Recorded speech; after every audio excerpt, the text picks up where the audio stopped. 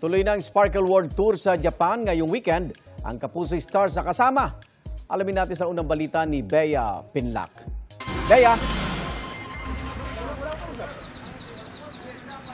Igan, biyaheng Japan ngayong umaga. Ang Sparkle artists na sina Julie Ann San Jose, Ruru Madrid, Bianca Umali, Raver Cruz, Yasser Marta at Betong Sumaya para nga sa Sparkle World Tour sa Tokyo. Tuloy na nga ang Balik Saya Super Saya with Sparkle Abroad matapos mapostpone noong Agosto dahil sa bagyo. Ready na silang pasayahin ang mga kapuso sa Japan sa Igusamori Park sa October 19 at 20. Makakasama rin nila roon sina Jillian Ward at Mark Oliveros. Ilan sa aasahan sa kanilang 2-day show, kulitan, kwentuhan at performances na talagang tatak Pinoy at para sa global Pinoy sa Japan. Lalo na ngayon daw na magpapasko na. Pero hindi lang daw work ang pakay nila sa Tokyo. Gusto rin daw nila sanang makasingit ng time para gumala at mag-enjoy sa iba't ibang tourist spots.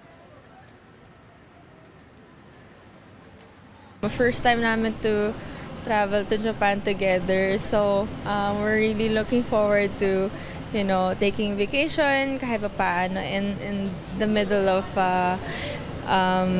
work. We have a guitar shop na gusto naming puntahan. Nag-prepare kami, nag-rehearse kami ng mabuti, and parang after ng mga ilang legs ngayon lang magja-Japan yung buong group. So we're very excited. I think magdi-Disney Sea kami. Kung kaya mag-Mount Fuji. The most exciting part every time we visit a country is yung ma-experience namin yung Filipino communities in each. Yun na rin yung kumbaga free time din naming dalawa dahil pagka nandito sa Pilipinas di kami nakikita. Gusto po naming dalin ang Pilipinas dyan po sa inyo dahil alam po namin na sobrang namimiss na rin po ang ating bansa.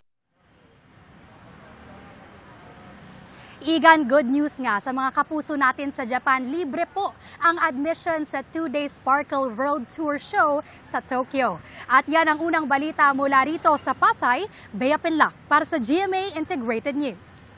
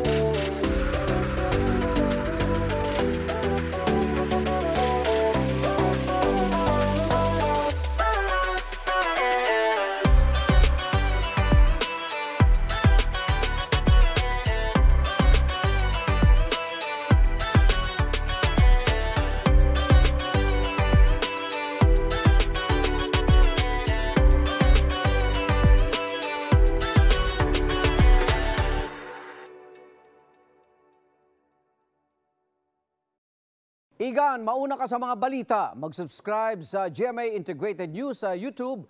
Sa mga kapuso abroad, subaybayan nyo kami sa GMA Pinoy TV at sa www.gmanews.tv.